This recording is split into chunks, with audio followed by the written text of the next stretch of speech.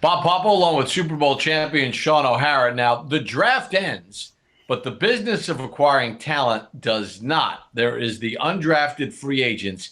That is a heavily competitive market in which sometimes players sign for a lot more than the minimum, and there's a bidding war that goes on. In fact, for some players, it's better off not getting drafted and being a free agent. We have more teams interested.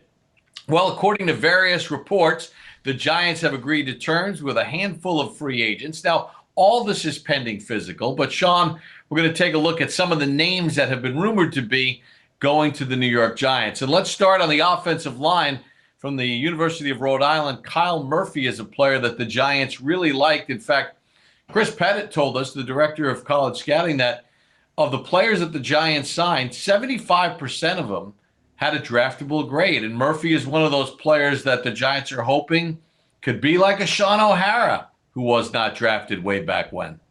Yeah, Bob. Well, look, I always had a kind of a joke that, for the undrafted guys, scouts are humans too.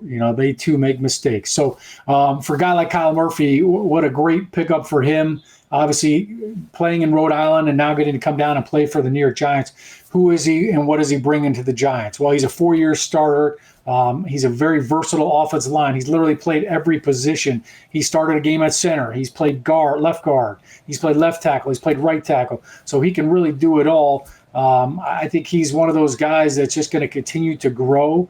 I think he's going to get stronger. And I think for the Giants, it was really a slam dunk getting a guy like that with that kind of versatility. All right, the Giants signed Dion Lewis, who was let go by the Tennessee Titans. Now they dip into the free agent market here. They take a running back out of Maryland that I know you really like, Javon Leake. Yeah, what a great name for a running back. And really, when you're an undrafted guy and you're trying to make a team, all right, I go back to my rookie year in Cleveland. I knew I couldn't just be an offensive lineman. So I had long snapped my entire career. So I made a point to go up to the special teams coach and say, look, let me long snap. Let me do something else. So you got to find a way to contribute on special teams if you want to make the team. That's what Javon Leake brings to the Giants. All right, this guy was the Big Ten return specialist of the year. So he's not just a running back and not just a guy that maybe would come in on second or third downs. He is going to be a guy that can help you out in the third phase of the game. As we all know, Joe Judge, that's kind of his area of expertise. So he could be a very nice wrinkle for the Giants on return games.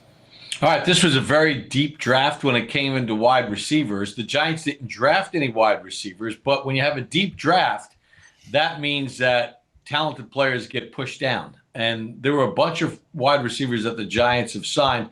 LSU's Derrick Dylan is one of them, and Austin Mack from Ohio State. But just talk a little about Derrick Dylan, who comes from the powerhouse program of LSU.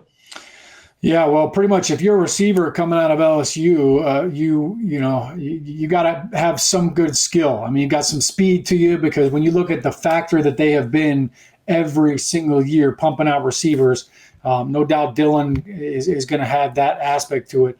I think when you take a receiver right now out of that offense, playing with Joe Burrow, you're going to get a receiver that understands route combinations. You're going to get a receiver that understands how to read defenses, because that was a very complex offense. So for Dylan, obviously, I just mentioned it about Javon Leake. Dylan's going to have to come in here and not only prove that he can be a really good wide receiver, but if you're going to make the team and be that fifth or sixth guy, you better find a way to contribute on special teams as well, whether it's a gunner or whether it's on a kickoff return team or a punt return team in some capacity.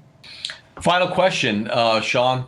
These young men at some point are going to get into the Giants facility and start either an off-season, abbreviated workout program, training camp, whatever the case might be, where they're going to have to compete. The reps are limited, and they're probably going to be even more limited now than ever because the regular guys haven't gotten any off-season reps. What was it like for you? What was your mindset as you were coming into the National Football League, hoping and dreaming to stick on a roster, having not been drafted?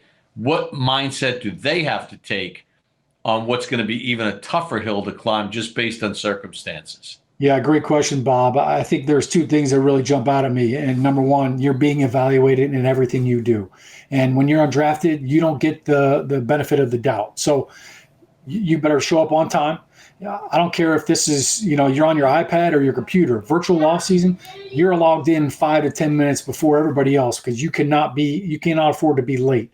Don't cut yourself is something that we used to always say as rookies and whenever we would get together as the young guys on a team. Don't make it easy on them. They're looking for a reason to cut you. Don't cut yourself because you're late, because you're unprepared. So in this virtual offseason that these rookies are going to have, I think it's very important that the mental side of this game gets figured out. Yeah, sure, you may not be able to be there working out with your teammates. You may not be on the field with them running drills. That means that you have even more time to spend in the playbook. You're going to get the plays. You're going to get the schemes. Understand the concepts. Don't memorize the playbook. So those are two things that you really need to do as an undrafted guy, because you mentioned the fact you're going to have little reps. In a team period, when you do get on the field, if there's 12 reps in a team period, you're lucky if you get 2.